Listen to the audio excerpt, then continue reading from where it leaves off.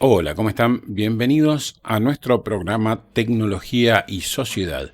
Es el programa número 23 y desde hace varios programas estamos tratando sobre un libro llamado Guía para sobrevivir al presente, Atrapados en la era digital, es el subtítulo y pertenece a Santiago Bilinqui. Actualmente estamos tratando el capítulo 3 que hace referencia a la crianza de los niños. Y en esta etapa vamos a ver el tema de los videojuegos. Abordaremos entonces el uso adictivo de los videojuegos, los efectos comprobados del uso de pantallas en niños. Daremos nuestra opinión sobre si los chicos deben o no deben usar celular, sobre todo en la primera infancia, en la edad escolar y en la adolescencia. Pero primero vamos a la intro.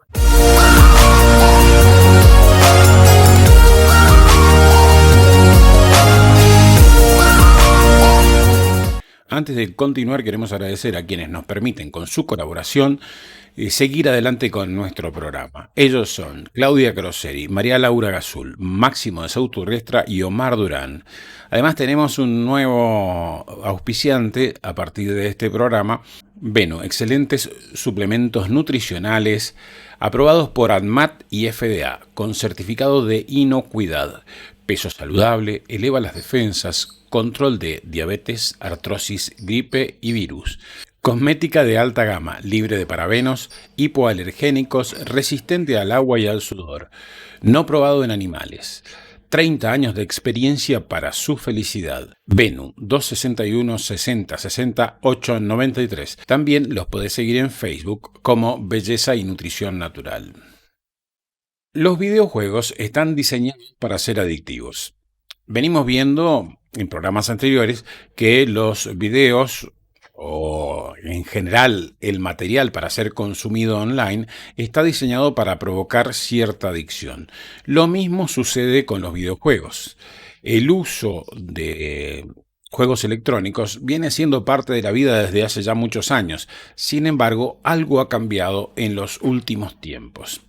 Eso que ha cambiado es que hay una mayor comprensión de los sesgos cognitivos, aquella especie de falla que experimentan nuestros cerebros por no haber sido diseñados naturalmente para este tipo de medios, sino para un ambiente más natural. Hoy los juegos son diseñados para inducir a un uso desmedido. En una encuesta realizada por Santiago Bilinqui, 6 de cada 10 consultados dicen conocer a una persona que juegan en exceso.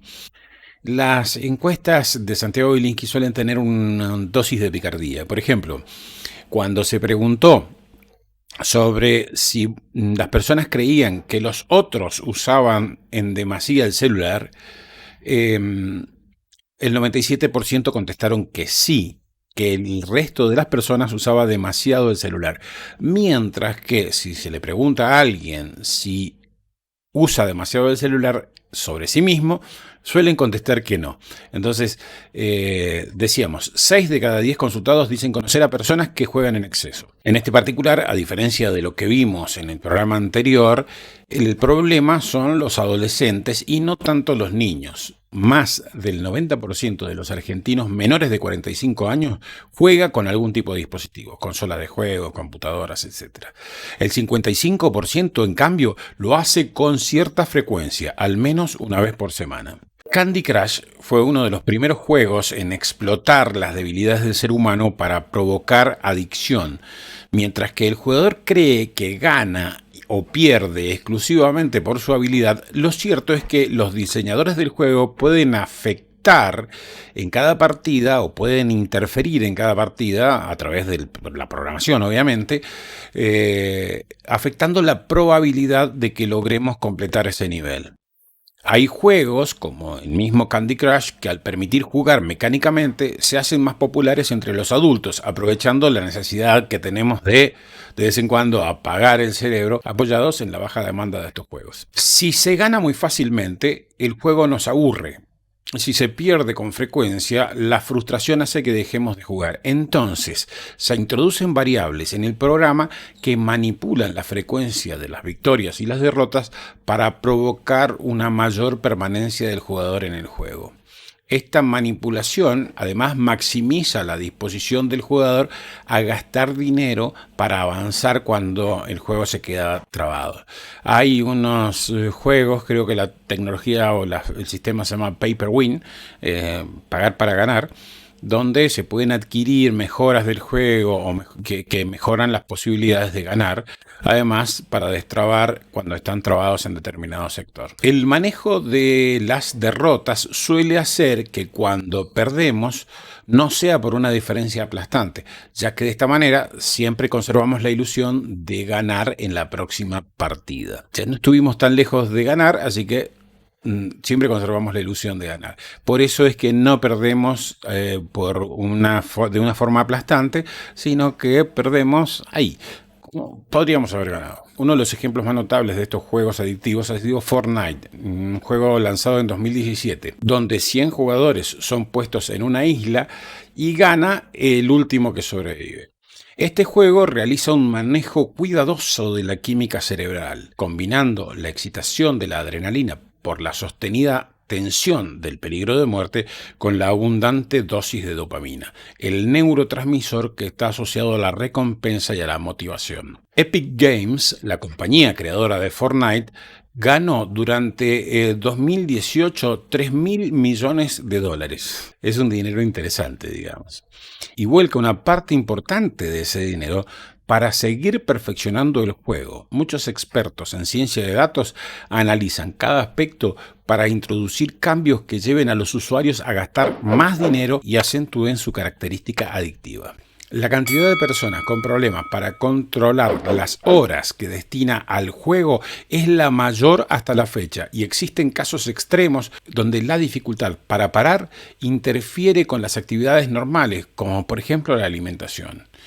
En poco tiempo, Fortnite pasó de tener 2 millones de jugadores a 75 millones de jugadores.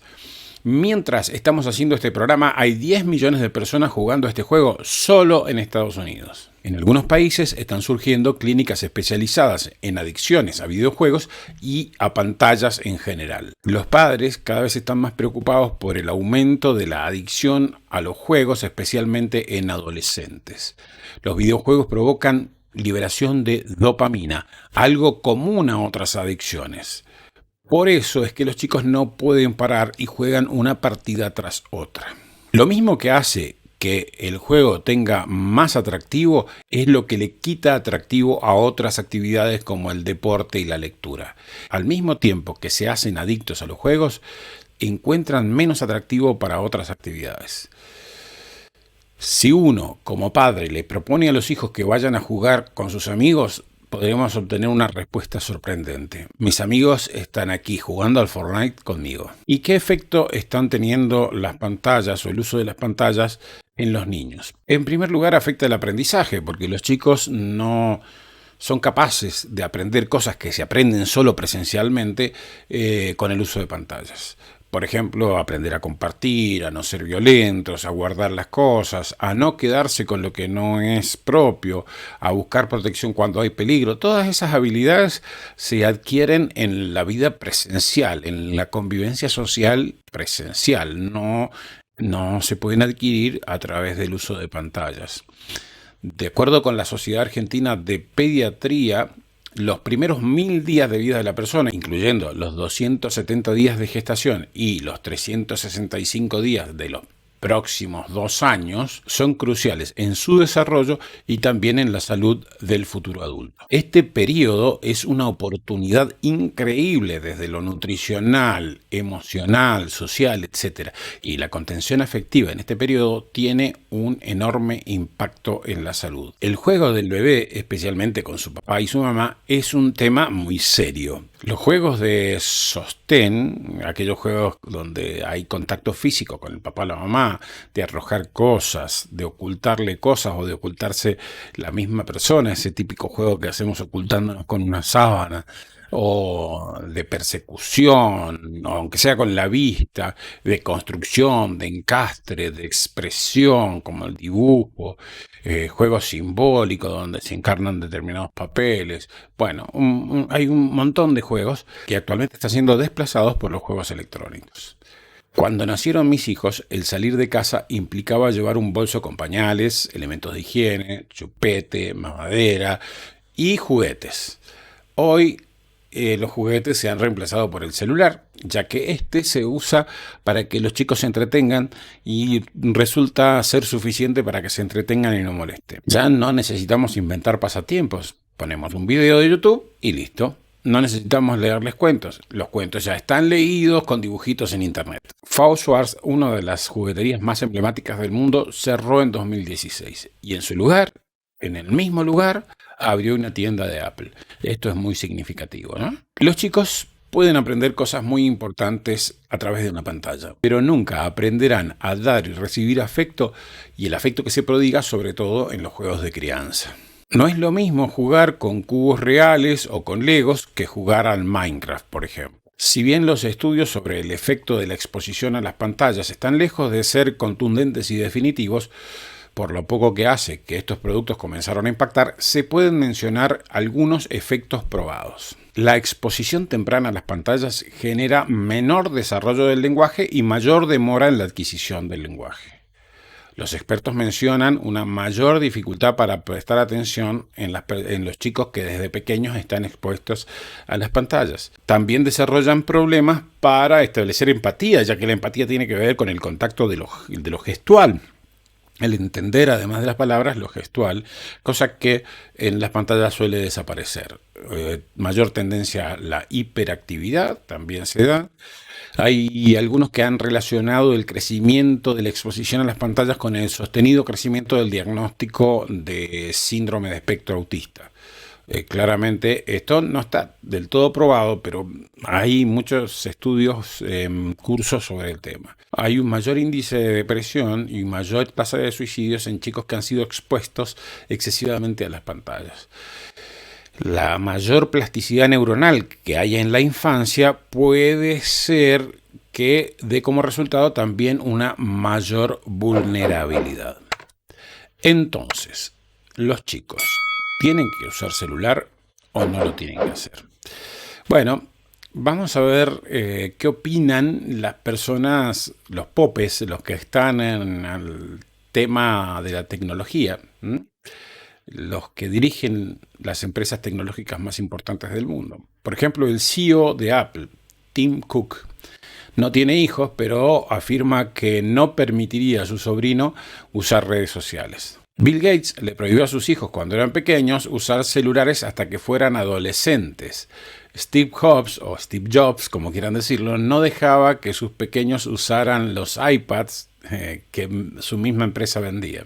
Chris Anderson, el ex editor de la revista Wired, en su casa aplica 12 reglas que incluyen no dar teléfono hasta el verano previo a la escuela secundaria, no usar pantallas en los dormitorios, bloqueo de contenidos a nivel de la red hogareñas, no usar redes sociales hasta los 13 años, no usar tabletas a ninguna edad y usar herramientas de limitación del tiempo de navegación que él mismo controla. La pena por el incumplimiento, 24 horas offline, 24 horas sin conexión. Siendo que estos modernos aparatos son hoy necesarios para educarse y trabajar, la pregunta no debería ser si los niños tienen que usar celular o no, sino a partir de qué edad y de qué manera deberían empezar a usar los celulares.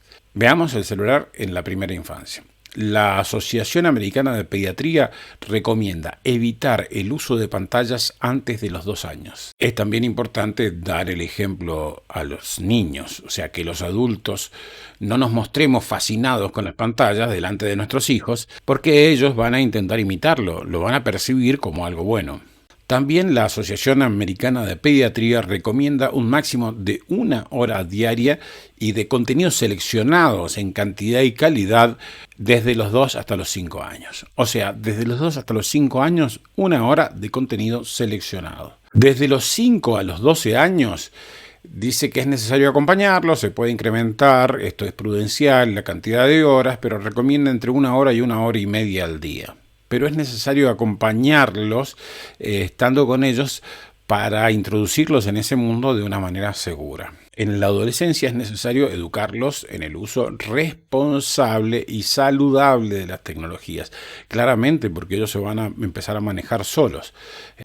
Creo que más que la edad, lo que hay que ver es la capacidad que los adolescentes tienen para lidiar con este tipo de cosas. Es importante asignar horarios u ocasiones. Por ejemplo, la hora de comer que esté libre de pantallas, ¿sí? Eso sería una alternativa. También puede ser espacios. Ya vamos a hablar de eso. A partir de este punto, las ventajas de un buen uso comienzan a justificar un acceso más frecuente. Un uso cuidado de los medios digitales puede generar momentos agradables, incluso para toda la familia.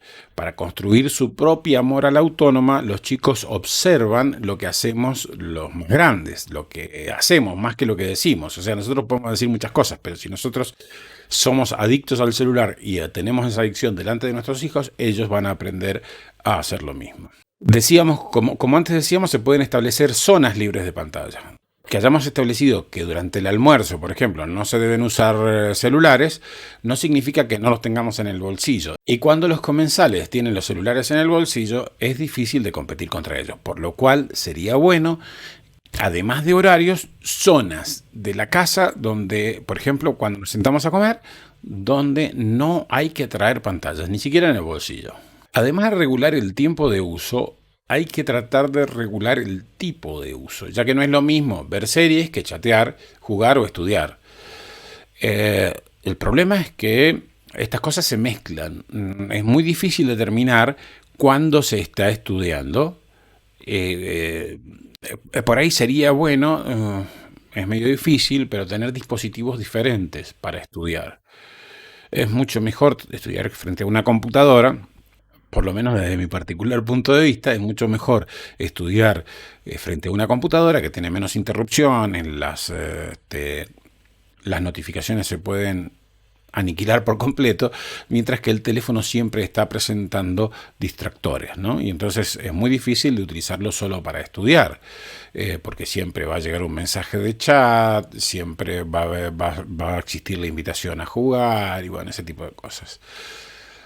Acompañar a nuestros hijos en el uso de las tecnologías les dará una mayor seguridad que simplemente darle indicaciones. Las indicaciones sirven de poco. Lo que más sirve es acompañarlos, es mostrarles a los chicos en la práctica cómo se debe usar un celular. Por otra parte, hay que permitir que los chicos se aburran. Hay una frase de Bertrand Russell que dice que una generación que no soporta el aburrimiento será una generación de escaso valor. Porque desde el aburrimiento surge la creatividad. ¿Qué pasa en la adolescencia y sobre todo con el acceso a las redes sociales? El requisito formal para usar la mayor parte de las redes sociales es tener por lo menos 13 años. Pero las redes no verifican esto, por lo cual muchos niños mienten en su registro para obtener una cuenta.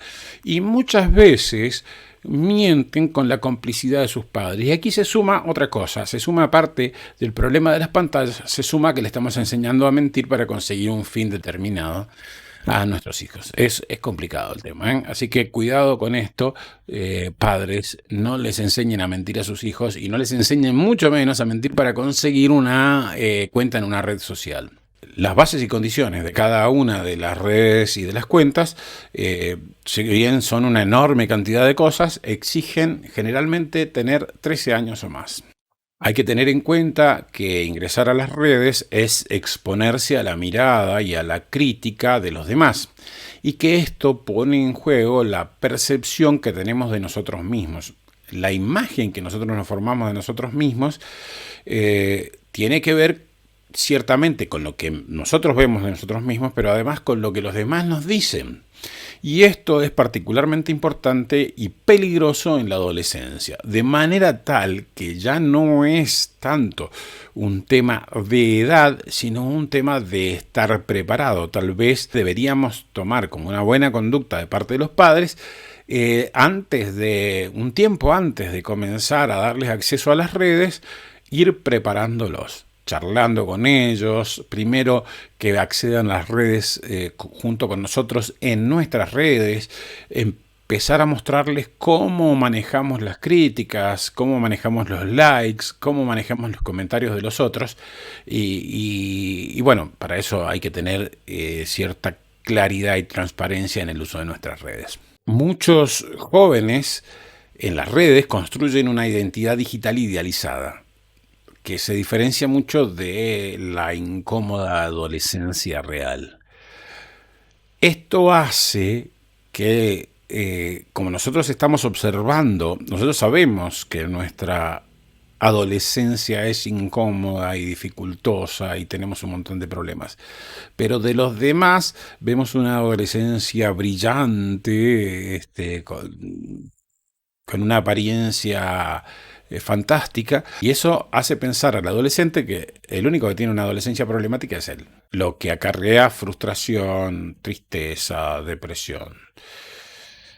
Cuidado con el predominio del lenguaje visual en redes, como en Instagram, por ejemplo. Especialmente peligroso para las niñas, que a veces por mostrarse atractivas pueden llegar a una sexualización temprana de su imagen, compartiendo imágenes distorsionadas de sí mismas y carentes de toda espontaneidad.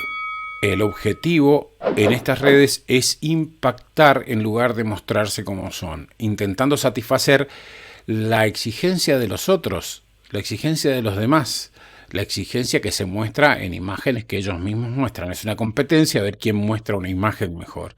No tanto satisfacer nuestra necesidad de comunicación o la necesidad de comunicación de los otros, sino una exigencia en la imagen. Para no aparecer como un nerd, cosa que hoy está bastante mal vista por los chicos, las redes exigen mostrarse de una manera banal y superficial para parecer más cool, digamos. Una cosa que puede causar gran dificultad es la disparidad de criterios entre las distintas familias respecto al uso de las redes sociales, a la edad que deben empezar. Si nosotros, por ejemplo, pretendemos retardar un poco la entrada de nuestros hijos en las redes, mientras que sus pares ya han entrado, ya tienen cuentas en las redes, nos vamos a encontrar con el famoso todos mis compañeros ya tienen una cuenta de Instagram, por ejemplo, y yo soy el único que no la tiene. En general eso no es así. Hay que averiguar bastante sobre el tema y hablar con los otros papás. Está bueno que tengamos una comunicación con los otros padres para transmitir nuestros criterios también. A lo mejor logramos influir sobre ellos y logramos retardar un poco, sobre todo, insisto, no retardarlo en cuanto a la edad, sino retardarlo en cuanto a la necesidad de preparación. O sea, los chicos deben estar preparados, no antes de los 13 años, pero a partir de los 13 años debemos empezar una preparación para que los chicos empiecen a lidiar con esta cuestión de los likes, los dislikes o todo ese tipo de cosas que suceden cuando uno entra en las redes sociales.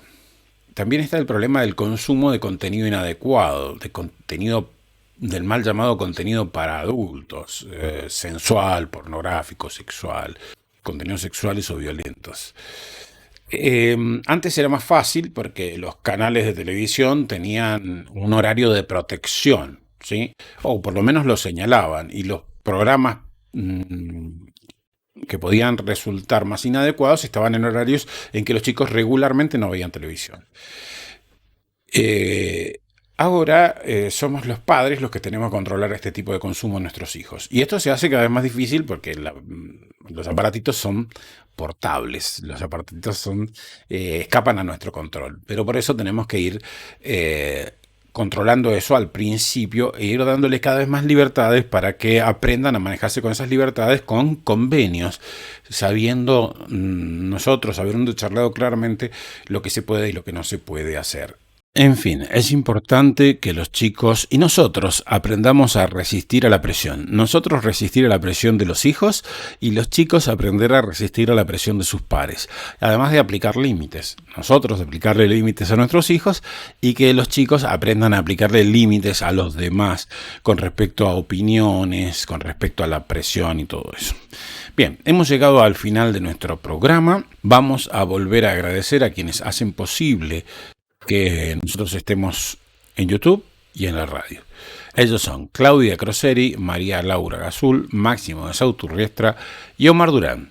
Además de Benu, que tiene excelentes suplementos nutricionales aprobados por ADMAT y FDA con certificado de inocuidad. Peso saludable, eleva las defensas, control de diabetes, artrosis, gripe y virus. Cosmética de alta gama, libre de parabenos, hipoalergénicos, resistente al agua y al sudor, no probado en animales. 30 años de experiencia para su felicidad. Benu 261 60 60 893. 261 60 60 893. También podés seguirlos en Facebook como Belleza y Nutrición Natural. Muchas gracias y adiós.